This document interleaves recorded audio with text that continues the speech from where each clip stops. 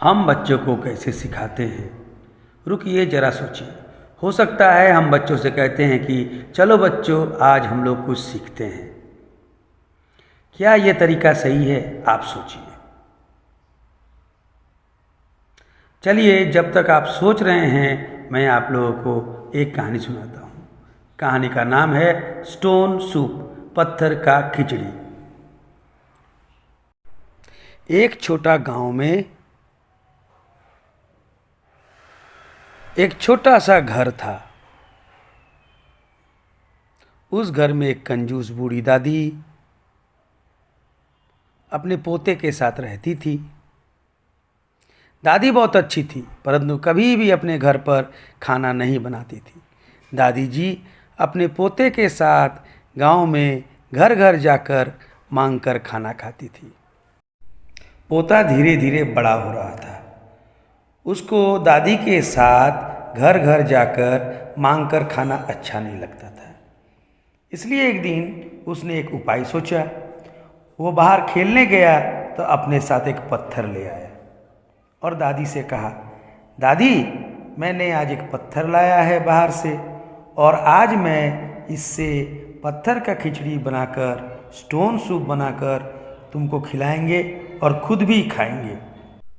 दादी ने कहा, बैठ बुड़बक, स्टोन का या पत्थर का कभी खिचड़ी थोड़ी ना होता है।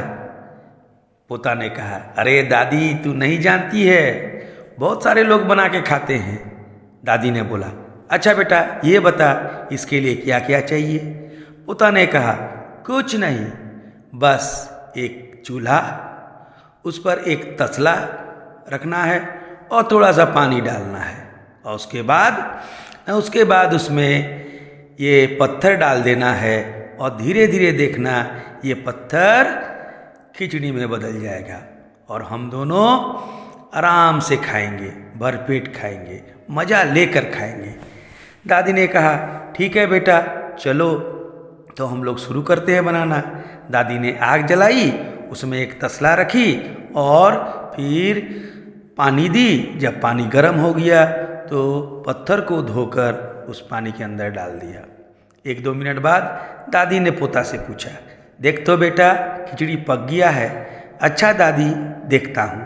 यह कहकर पोता गया, बोला, दादी खिचड़ी पक रहा है और बहुत सुंदर सेंट आ रहा है, बहुत सुंदर खुशबू आ रहा है, लेकिन दादी ने कहा, लेकिन क्या?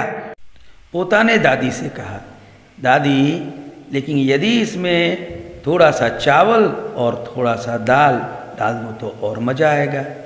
दादी ने कहा, अरे घर में तो इतना दाल और चावल पड़ा हुआ है, डाल दो। अब खिचड़ी पकने लगा फिर से। थोड़ा देर बाद दादी ने पूछा, क्या बेटा खिचड़ी पक गया? पोता ने कहा, पक तो गया दादी, लेकिन थोड़ा सा नमक, थोड़ा सा हल्दी, थोड़ा सा मसाला, थोड़ा सा घी डाल देंगे तो और अच्छा पकेगा और अच्छा लगेगा। दादी ने बोला, कोई बात नहीं है, घर में सब रखा हुआ है, लाओ और डाल दो। एक एक करके सब चीज़ को डाल दिया गया।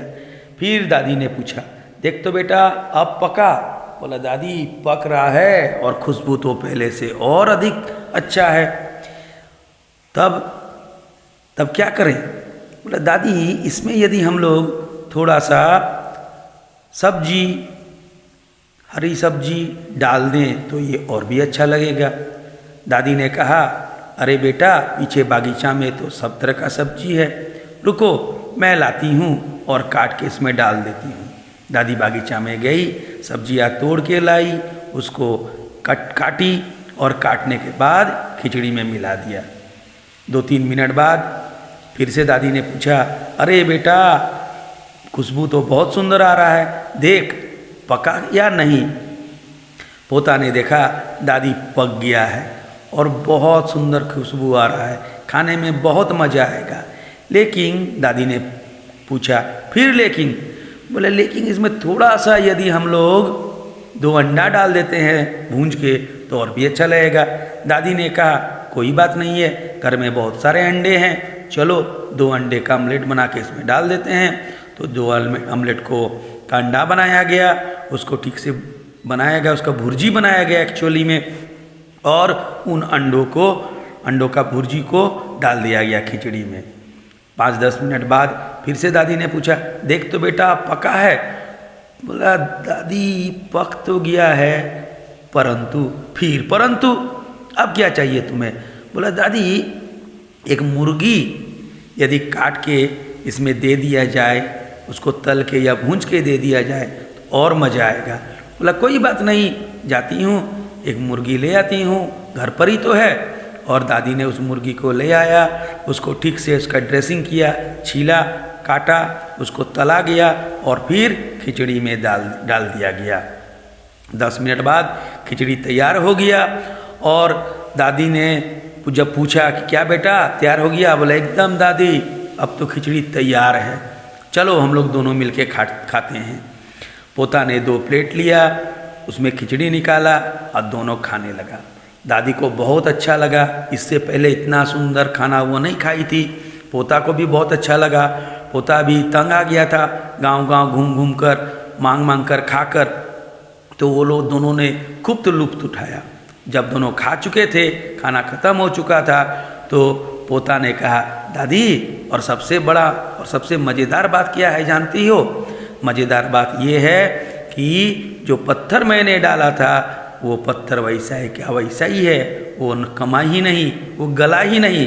पोता ने पत्थर को निकाला तसला से और दादी को दिखा दिया, देखो मैं जितना बड़ा पत्थर डाला था उतना बड़ा पत्थर ही इसमें से निकला। दादी ने कहा, बेटा ये तो बहुत अच्छा हुआ, इसको धो के मैं रख देती हूँ, कल फिर इसका खिचड़ी बनाएंगे और हम दोनों मिलकर मज़े से भरपेट खाएंगे।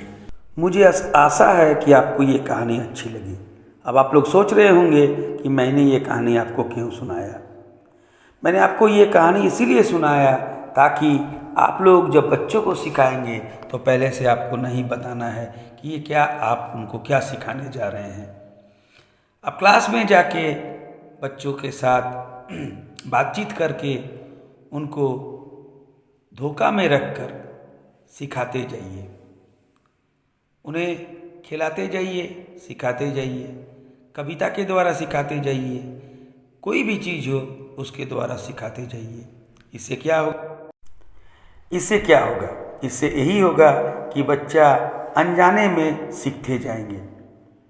आप उनको धोखा में रखेंगे, उन्हें धोखा देकर सिखाएंगे ताकि बच्चे को ये नहीं लगे कि वो विद्यालय आए हैं सीखने के लिए और उन पर प्रेशर न बने।